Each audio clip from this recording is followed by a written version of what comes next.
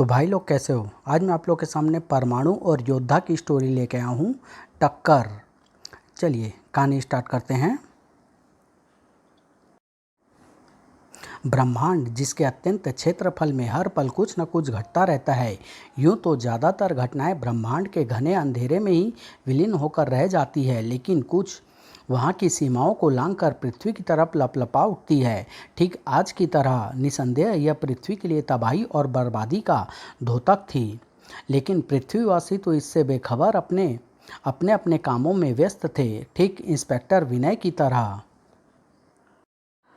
तूफान सी भागती इंस्पेक्टर विनय की जीप रक्षा मंत्रालय के सचिव की कोठी के सामने पहुंचकर चिंगाड़ कर रुक गई। कुछ पल बाद ही किस किस चीज़ की चोरी हुई है आपके यहाँ? एक कंप्यूटर कार्ड की। कमाल की बात यह है कि वह कार्ड उस सामने वाली सेफ में रखा था। उस चोर ने कंप्यूटर कार्ड के अलावा किसी चीज़ को छुआ तक नहीं। चोर के बारे में आप कुछ बता सकते हैं? एकदम अनोखा था वह। मैंने ऐसा चोर अपनी ज़िंदगी में नहीं देखा। वो उधर उस खिड़की से उड़ता हुआ हवा की तरह मेरे कमरे में दाखिल हुआ और मुझ पर धन सा वार कर मुझे बेहोश करके वह कंप्यूटर कार्ड ले उड़ा। बुरी तरह चिहुका इंस्पेक्टर विनय। वह चोर उड़ता हुआ आया था। जी हाँ, मैंने अपनी इन खुली आंखों से देखा। वह सुपरमैन की तरह उड़ता हुआ ही मेरे कमरे में दाखिल हुआ था। ओह, इसका हुलिया वगैरह। हल्की रोशनी में मैंने उसे सिर्फ एक पल के लिए ही देखा था, लेकिन एक पल में ही उसका ना भुलाया जाने वाला हुलिया मेरे दिमाग में मानो प्रिंट होकर रह गया। उसने अपने चेहरे पर पीले और हरे रंग का नकाब चढ़ा रखा था। शायद वैसा ही लिबास उसके पूरे शरीर पर भी था। उसका कद बिल्कुल तुम्हारे जैसा ही था। अगर तुम्हारे सिर से कैप हटाकर तुम्हें वह नकाब पहना दिया जाए तो तुम बिल्कुल वैसे ही लगोगे। Oh no! बुरी तरह आंखें फाड़कर सचिव की तरफ देखते इंस्पेक्टर विनय ने तुरंत ही अपने आप को संभाला। ओके ओके जोशी साहब, मैं उस चोर को पकड़ने में पूरी कोशिश करूंगा। वो तो ठीक है इंस्पेक्टर विनय, लेकिन तुम एकाएक पसीने से क्यों नहा गए? मैंने चोर को तुम जैसा बताया है, तुम्हें चोर नहीं। ऐसी तो कोई बात नहीं, बस यूं ही आज कुछ गर्मी ज़्यादा है ना, इसलिए। खैर अब मैं चलता हूँ। हवा का झोंका सा बनकर उस कमरे से बाहर निकले इंस्पेक्टर विनय ने बाहर खड़ी अपनी जीप में बैठकर ही राहत की सांस ली। उफ! सड़क पर दौड़ती जीप से ज़्यादा तेज़ दौड़ रहा था इंस्पेक्टर विनय का दिमाग। पिछले 2 दिनों में रक्षा मंत्रालय के 3 व्यक्तियों के घर से ऑपरेशन बम के कंप्यूटर कार्डों की चोरी हुई है। और वह चोर कौन है, यह मुझे घर पहुंचकर ठंडे दिमाग से सोचना होगा। घर के अंदर पहुंचकर एक कागज़ और पेंसिल लेकर बैठ गया इंस्पेक्टर विनय।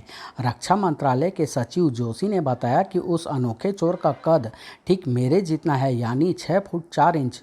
उसके चेहरे पर, शरीर पर पीला और हरे रंग का नकाब है, जिसकी पुष्टि जोशी के साथ साथ अपर सचिव खन्ना ने भी की थी। वह हवा में उड़ता है और रक्षा मंत्रालय के अध्यक्ष ने बताया था कि उसकी कमर में एक बेल्ट बंधी हुई है, जिससे वह ऐसी किरणों को छोड़ता है जिससे चोर ने उन्हें अच्छी तरह बांध दिया था। ये मैंने इसकी कमर पर बेल्ट भी बना। ओह नहीं! इसी के साथ मारे हैरत के इंस्पेक्टर विनय के शरीर पर चींटियां सी रेंगने लगी। आश्चर्य से फटे मुंह से निकले कुछ ही शब्द, यह तो परमाणु है। अपनी इस बात पर विनय मुस्कुराए बिना न रह सका। ओह सिट! ये क्या सोचने लगा मैं ही परमाणु हूँ और मैं ही इंस्पेक्टर विनय। अगर मैं वह चोरी करता तो क्या मुझे पता नहीं होता? और फिर परमाणु वह चोरी करेगा क्यों? ऑपरेशन बम की सिक्योरिटी का वह इंचार्ज है, उसे भी विशेष अधिकार प्राप्त है वहाँ तक पहुँचने के। नहीं नहीं, ऐसा नहीं हो सकता। देश और मानवता का दुश्मन परमाणु कभी नहीं बन सकता। उन तीनों को और साथ में मुझे भी कोई ज़बरदस्त गलतफहमी हुई है। चोर परमाणु नहीं, कोई और है, और वह कौन है यह मैं जल्दी ही खोज निकालूंगा। अब फिलहाल मुझे यह विचार अपने दिमाग से झटक नहा धोकर फ्रेश हो जाना चाहिए। कपड़े उतार कर विनय बाथरूम में पहुंचा और आश्चर्य से ऐसे उछला मानो उसने सामने कोई भूत खड़ा देख लिया हो। ओह नहीं, ये क्या! सामने रखी माउथ वॉश की बोतल पूरी की पूरी भरी हुई रखी है। मैं रोज़ रात को सोने से पहले माउथ वॉश ज़रूर करता हूँ, यह मेरा रोज़ का नियम है, लेकिन यह बोतल बता रही है कि मैंने कम से कम पिछले 3 दिनों से माउथ वॉश नहीं किया, क्योंकि 3 दिन पहले खरीदी गई इस बोतल को अभी तक सील भी नहीं टूटी है। क्या चक्कर है ये? विनय ये तो ममता की आवाज़ है, वह शायद मुझसे मिलने आई है। विनय, अरे भाई कहाँ हो तुम? मैं यहाँ बाथरूम में हूँ ममता, तुम बैठो, मैं नहाकर अभी आया। नहाकर विनय बाथरूम से बाहर आया। हेलो ममता, कैसे आना हुआ? आई तो थी मैं शहर में हुई 3 रहस्यमयी चोरियों के बारे में तुमसे पूछताछ करने, लेकिन कुछ पूछने से पहले मैं तुम्हें एक सलाह दे दूं कि अपने कानों की मैल साफ करवाओ, क्योंकि ना तो अभी तुम्हें विनय के रूप में मेरी पुकार सुनाई दी और ना ही कल रात उस समय जब तुम परमाणु बनकर जाने कहाँ उड़े चले जा रहे थे। कल रात मैं परमाणु के रूप में, तुम्हें ज़रूर कोई गलतफहमी हुई है ममता। मुझे अच्छी तरह याद है कि मैं 3 रातों को परमाणु क्या विनय के रूप में भी घर से बाहर नहीं निकला, क्योंकि इन 3 दिनों में खूब लंबी तान कर सोता रहा हूँ। क्या बात कर रहे हो, वह तुम ही थे। मैंने तुम्हारी वीडियो कवरेज भी की थी। संयोग से वह कैसेट मेरे बैग में ही मौजूद है। वीसीआर टीवी कहाँ है, मैं तुम्हें दिखाती हूँ। वो, यह देखो, यह तुम ही हो ना? 100%। लेकिन मुझे याद नहीं आ रहा कि मैं कल रात परमाणु बनकर निकला था। एक मिनट, ये कवरेज तुमने कहाँ की? कनॉट प्लेस के अशोक टावर के पास कल देर रात वहां आग लग गई थी, जिसे अपनी वीडियो मैगजीन के लिए कवर करने के लिए मैं वहां पहुंची हुई थी। कनॉट प्लेस के अशोक टावर के पास? ओह माय गॉड, वहां से तो 2 ब्लॉक दूर ही तो रक्षा मंत्रालय के सचिव जोशी की कोठी है। क्या हुआ विनय, क्या मतलब हुआ इसका? विनय तेजी से ममता को मतलब समझाता चला गया। सब कुछ सुनकर ममता विनय को यूं देखती रह गई जैसे वह चांद से उतरा प्राणी हो। नहीं विनय नहीं, ये नहीं हो सकता, तुम वह चोर नहीं हो सकते। अब तक तो मैं भी यही समझता था ममता, लेकिन तुम्हारी कवरेज साबित करती है कि कहीं ना कहीं गड़बड़ जरूर है। हाँ, गड़बड़ तो जरूर हो सकती है, लेकिन तुम चिंता मत करो, हम इस गड़बड़ के बारे में जल्दी ही पता करके रहेंगे। काश प्रोफेसर साहब साइंस कॉन्फ्रेंस में भाग लेने के लिए बम्बई न गए होते, तो ऐसे समय पर वह हमारी काफ़ी सहायता करते। नेवर माइंड विनय, मैं हूँ ना, मैं तुम्हारी हर संभव सहायता करूँगी। अब तुम रिलैक्स हो जाओ, मैं चलती हूँ। कुछ ही घंटों बाद वापस लौट कर तुमसे मिलूँगी। तुरंत ही वहां से रवाना हुई ममता। विनय को इस हाल में छोड़कर जाना तो अच्छा नहीं लग रहा, लेकिन अगर विनय के साथ हो रही गड़बड़ी को जानना है तो विनय पर नज़र रखना जरूरी है, और यह काम ममता के नहीं प्रलयंका के वश का है। 11 बज चुके हैं, लेकिन अभी तक विनय या परमाणु नजर नहीं आया। परमाणु नजर आया।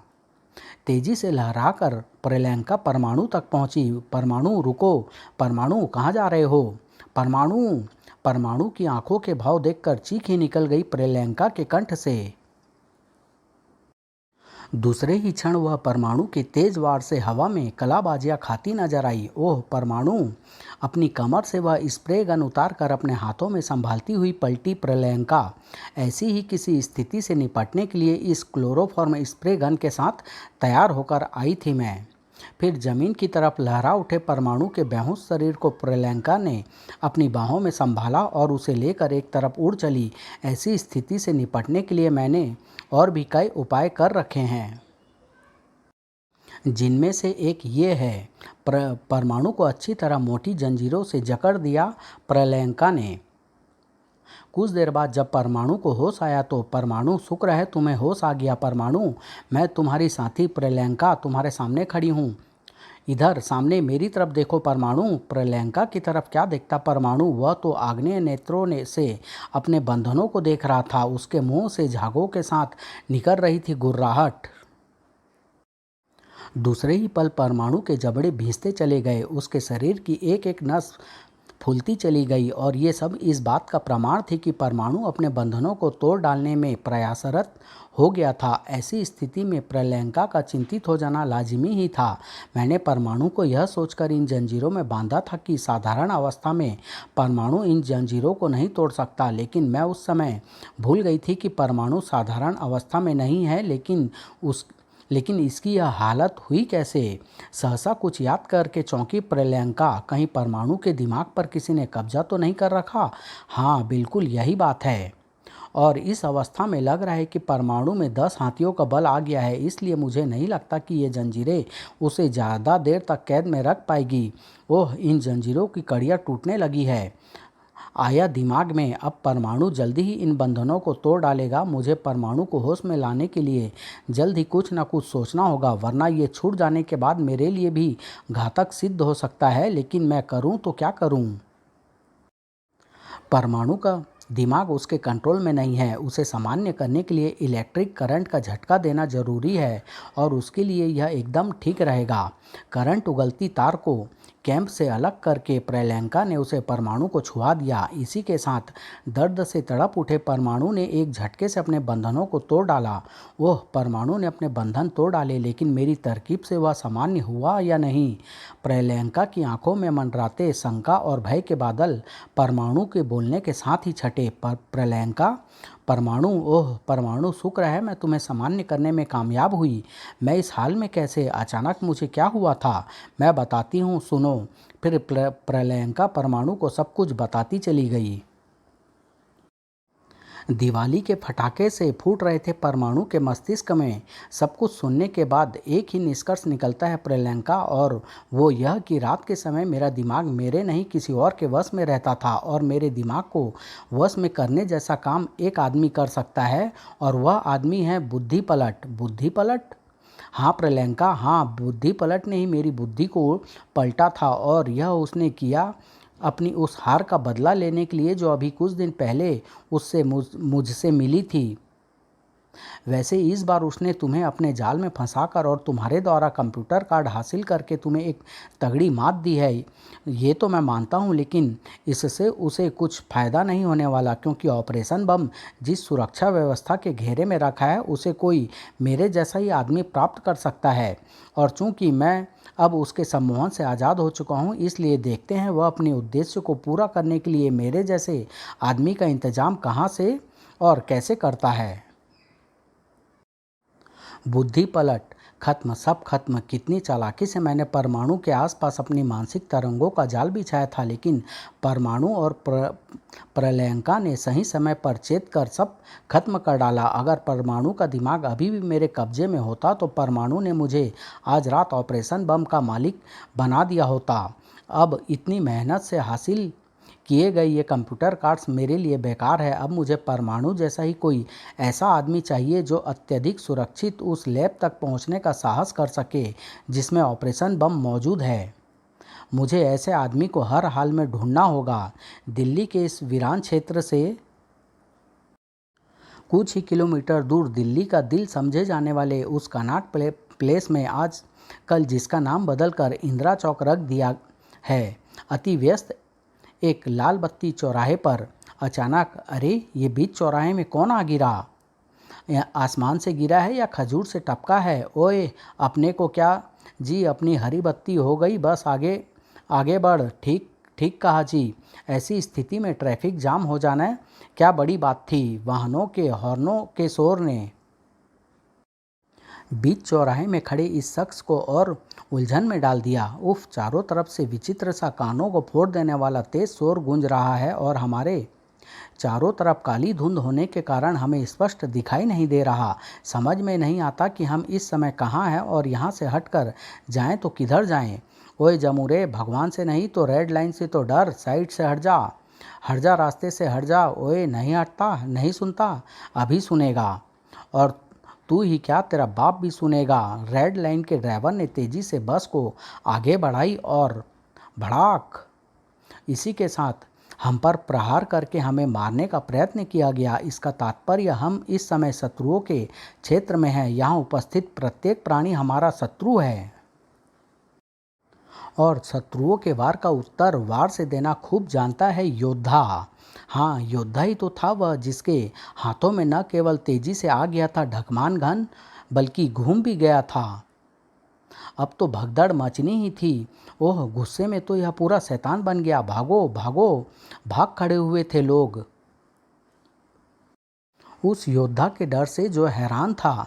और फिर जब हमारे आसपास चारों तरफ हमारे शत्रु ही हैं, तो ये सब एकाएक भाग क्यों रहे हैं? हम पर प्रहार क्यों नहीं करते? ये हमें क्या हुआ? हम ढकमान घन को घुमाते अपने हाथों को रोक क्यों नहीं पा रहे हैं? हमारे हाथ स्वयं ही वार करने के लिए उठते जा रहे हैं। ओह, हम पर प्रहार करने के लिए वाहन हमारी तरफ बढ़ रहे हैं। कुचल डालो इसे। पर्वत कुचले जा सकते हैं दुष्टों, लेकिन योद्धा नहीं। ओह नहीं! अब सभी के हौसले पस्त हो चुके थे। यह तो कोई राक्षस लगता है, भाग कर जान बचेगी इससे, भागो। और जब पब्लिक के हौसले पस्त हो जाते हैं तो उन्हें याद आती है पुलिस। बचाओ, उस शैतान के हाथों इस शहर को तबाह होने से बचाओ। योद्धा को घेर लिया गया, खत्म कर दो इसे, फायर। दूसरे ही क्षण गोलियां तो सैकड़ों बरसी, लेकिन योद्धा ने एक को भी अपने तक नहीं पहुंचने दिया। और फिर बारूद के खेल के हम भी शातिर खिलाड़ी हैं। ये दूसरी बात है कि हमारा उद्देश्य तुम्हारी तरह किसी के प्राण लेना नहीं है, चाहे सामने शत्रु ही क्यों ना हो। सामने वाले सभी सिपाहियों को ढेर के रूप में बेहोश करके अभी योद्धा संभला भी ना था कि दुष्टों, अब आपका अंत आ गया। हेलीकॉप्टर डैमेज हो गए, कूदो। अपनी उस हरकत पर एक बार फिर हैरान हुआ योद्धा। ओह, हम उन मनुष्यों की मौत का कारण बन गए, लेकिन हम क्या करें, हमें पता ही नहीं कि कब हमारे हाथों ने वाहन के टुकड़े को उठाकर उस हेलीकॉप्टर पर मार दिया। उफ, यह हमें क्या हुआ है। इधर मौत से बचने के चक्कर में हमने मौत के मुंह में छलांग लगा दी है। जमीन से टकराकर हमारा कचूमर निकल जाएगा, बचाओ। हम सीधा मौत के मुंह में जा रहे हैं, अब हमें कोई नहीं बचा सकता। ऊपर वाले ने जिसके मुकद्दर में मौत ना लिखी हो, उसे बचाने कोई ना कोई पहुंच ही जाता है। परमाणु उन्हें सुरक्षित नीचे छोड़ने के साथ ही परमाणु फिर हवा में लहराया। अब मुझे बचाना है पूरे शहर को, और इसके लिए टकराना है इससे। प्रोफेसर साहब होते तो इस मुसीबत का पता तुरंत ही चल जाता, लेकिन मीडिया की वजह से मुझे इसका पता कुछ देर बाद लगा। खैर, देर आए दुरुस्त आए। अभी भी कुछ खास नहीं बिगड़ा है। अभी भी इसे रोककर एक बहुत बड़ी तबाही को रोका जा सकता है। लेकिन यह आया कहाँ से और है कौन? इस व्यक्ति ने ऊपर से गिरने वाले मनुष्यों को बचाकर हमें पाप का अधिकारी होने से बचाया, परंतु फिर भी न जाने क्यों हम इस पर प्रहार कर रहे हैं।